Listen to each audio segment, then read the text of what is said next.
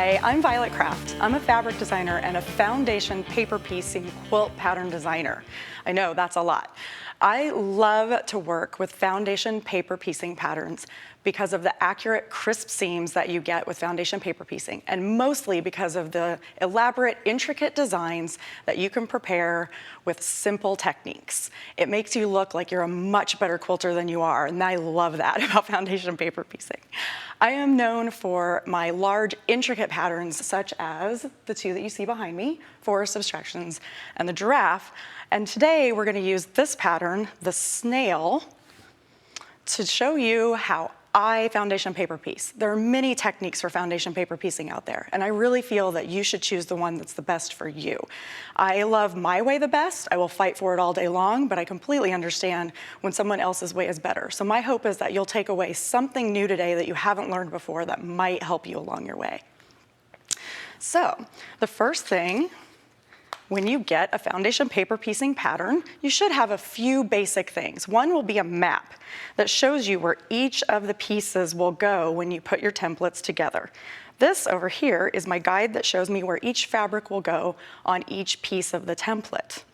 The other part of a foundation pattern are the templates themselves. Often when you buy a foundation pattern, from a store or a shop, it will come with the templates printed on both the front and the back. And there's a very good reason for that. They're not trying to save paper. It is because they don't want you to accidentally use up your pattern and not have it left if you make any mistakes or if you want to make it again. So the first thing you need to do is make a copy of your templates. These templates are printed on regular copy paper. That's my preference. I like the stiffness of the regular copy paper. We end up with a lot of odd angles and placement of the fabric, and this way our fabric stays in place and doesn't shift. So another thing is this guide. The guide shows you what percentage that you have printed at. You always want to print at whatever your particular pattern says, and mine says that they need to be printed at 100%. So we printed this at the exact same size that it came to us. So once we have our templates ready, we're going to choose our fabrics. So I've selected these beautiful purples and a light blue backgrounds today, and we will take a little piece of tape or glue and put a swatch on here so that as we go along, we know which fabric goes in which place. Then I've taken my templates and I've cut them out. I've just rough cut them. You don't need to cut them close because we'll do all of that once all of your fabric is in place. This one, I've taken them and put them in order so that I can easily find them. And a couple of things about the templates.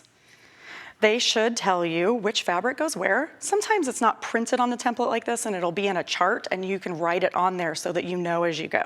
Ours all have this little background in the back so that we can see where it goes. And then there's also this lettering system. And this tells us in which order we're gonna place the fabric onto our template. So we're actually gonna sew the fabric to this paper. The side that you see here is the exact reverse image of the piece that you will end up with, because we're going to sew the fabric onto the back, onto the blank side. But this side is going to show us where it's supposed to go. You'll see the solid line all the way around the outside. That is our finished seam. And this dotted line around the outside of that is your seam allowance that's already been added into the pattern. So now we're going to take our template and our map over to the sewing machine and get started. Today, I am working on a straight stitch machine. When you are foundation paper piecing, all you need is a straight stitch. You really don't need to pay any attention to your seam allowance because the templates are gonna tell us everything that we need to know. You need to be able to sew on a line. So you wanna use a foot that you can see where your line is so that you know where you're sewing. Another thing is that when we are foundation paper piecing, we want to move our stitch length down to something small. On this particular machine, I leave it at about a 1.8. On your machine, my rule of thumb is if you can get a seam ripper into your stitches without having to dig into the fabric, you're in the right place. But if it's loose and your seam ripper moves around, it's not tight enough. The reason for this is because we want to perforate our paper so that it easily tears away when we're done without ripping our stitches out. I also like to use a nice paper piecing thread. I've used a paper piecing thread today, and it's a fine weight that will also help us to tear our paper and to remove some bulk in our seams. So let's get started. I'm gonna move my map to the side so that I can follow it along as I go. And I have some fabric here in my colors already cut out.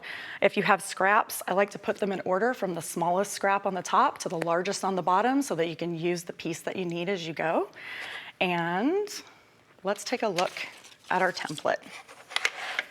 When looking at a paper piecing template, the first place that we need to look is piece number 1. That's the very first piece of fabric that we're gonna put onto our template.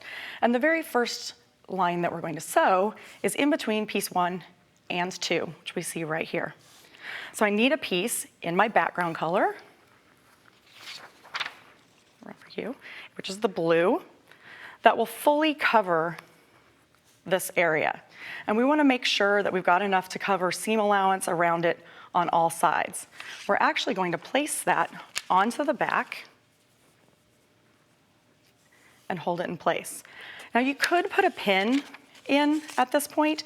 I prefer not to use pins because I feel like it warps the fabric and sometimes things can actually shift out of place. My thumbs work just fine. I can hold this in place while I'm ready to go. What I'm going to do next is take either a thin piece of cardboard, something stiff, or in this place, it's a ruler that has a very thin edge on one side. And I'm gonna place that on the very first line that I'm gonna sew and fold my paper back and give it a really nice crease. And then I'm going to add my 1/4 inch seam allowance off the edge and just clean that off. Now you can use any ruler for this that has a 1/4 inch line. Just line it up so that you've got your 1/4 inch seam allowance and cut it off. This particular ruler has a ridged edge that sits along the paper and you can really feel it slide there to sit it into place. So now I'm gonna carefully fold my paper back and find a piece of fabric that will go on number 2. In this case, we've got pink. So this piece will fully cover all of my seam allowance. Now what I know about piecing in general, not just foundation paper piecing, is that your seam allowances need to line up and we need to sew the fabric right sides together. So I'll take that fabric that goes into the next position and line up the edges. My seam allowance is already ready to go, so I know exactly where to line it up. It's underneath. In this case, we're using a solid, so it makes it a lot easier. You really don't have to think about where the right side of your fabric is, but it's the same as any other piecing. Your right sides are together. And now I'm gonna carefully unfold my template and take it underneath the machine. So when I start to stitch, I am very far outside of my seam allowance. I wanna go all the way out into the edge, and that way it just makes a more secure seam. And let's stitch. Our tiny stitches are helping us perforate the paper. And again, we're gonna cross that line and go at least a 1/4 inch into the next seam allowance. And there we go. We're all the way outside and all the way outside. And now we've sewn our first 2 pieces of fabric on. We can take that and roll it back. If you want to use an iron, you absolutely can. I like to use just a seam roller to roll this in place. And then you don't have to get up and down from your machine with each extra piece that you add. So we'll turn it back over. We're done with those. See how easy that was? Now we're gonna move on, and I'm gonna do it again with piece 3. So I'll look at the line that's in between what I've already sewn and the piece I'm about to add, which is number 3, and I'll fold that paper back again, and I'm gonna pre-cut the seam allowance. And this is something that's a little different than what most people teach. And I've really found that it creates a lot less mistakes because you're not having to guess where the fabric needs to go when you go to add that next piece on.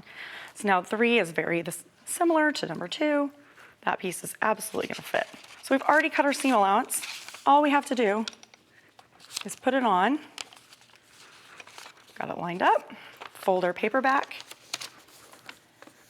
under the machine. And right through. And there is our 3rd piece. So far we haven't crossed any fabric over where we've already sewn in those seam allowances. So once we get to a point where we have multiple pieces on and we see that we now need to add a piece across the ones we've already sewn. When you go to fold your paper back, you're gonna run into the seams you've already sewn. There they are.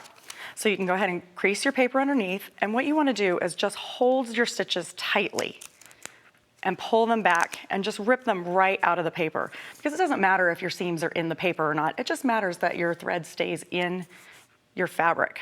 So now that we've done that, and we fold it back, and we will again clean the seam. Now, look to see what fabric goes there. We know we have a piece that's big enough, and we will add our final piece. I have one here that I've already done, and you can see that I've trimmed away all of the excess fabric around down to the seam allowance. And I also have my B and C pieces already completed. You can see here, we're gonna compare them template side to template side on our map to see where they're supposed to go. And I'm gonna show you how to connect two pieces once they're done. I'm gonna take these and put them, we see where they match, right sides together. And I'm gonna use one pin and go through this corner hole, corner point, and then try to match through on the other side to find our corners. In this case, we don't have anything in particular that needs to match up, but if I had a point in the middle that needed to line up, that's where I'd want to put my pin. And I would actually start sewing from there and work my way out, check it to make sure that I liked the way that it looked and that everything lined up the way that I wanted, and I would go back from that area and sew the rest of the way. So let's go ahead, now that they're lined up, take them over, and sew through. Now you might have noticed I'm using a darker thread.